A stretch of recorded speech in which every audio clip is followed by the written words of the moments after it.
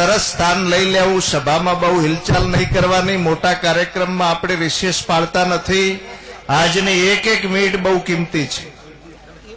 હવે પૂજ્ય પુરુષોત્તમદાસ મહારાજ ગોંડલથી પધાર્યા છે. એ પણ અહીંયા 10 મિનિટ સમય અમને ફાળવ્યો છે. પોતાનું ઉદ્બોધન કરે પુરુષોત્તમદાસ મહારાજ ગોંડલ નિવાસી.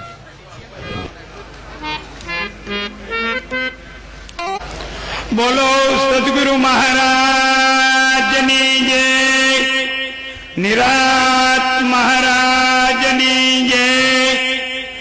આપણી મૂળ ગાદી દેઠા ત્યાંના હાલના એ નિરાત નામ વેલીના મૂળમાં બેઠેલા રતુરામ મહારાજ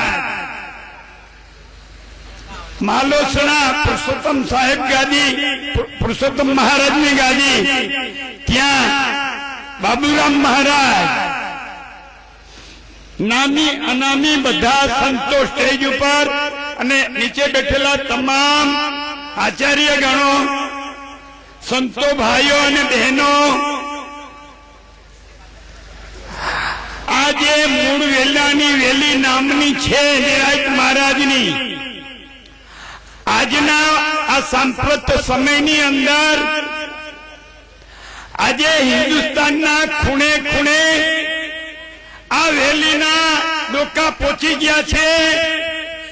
હવે તો દેશ વિદેશની અંદર આ વેલ ફેલાઈ રહી છે. તો એટલી મારી વિનંતી છે, અહીં તો તમામ અનુભવી પુરુષો બેઠા છે અને મહાન આ જ્ઞાન સરોવરની અંદર આ મહા હંસો મોતીનો ચારો ચણી રહ્યા છે અને એવા જ મહાહંસો ને જે પીરસાઈ રહ્યું છે, જે મોતી સંતના મુખેથી ચેતન મોતી આવી રહ્યું છે. હંસ કયો ચારો કરે?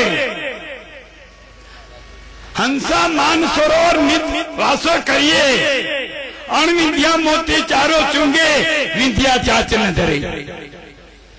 આ હંસો તો અણવિંધ્યા મોતી ચારો કયા અણવિંધ્યા છે. સંતના મુખેથી આવતો શબ્દ એ અણવિંધ્યો છે, એ ચેતન છે, એ ચેતન છે. એની ઉર્મી, એની તાકાત કઈ જુદી છે.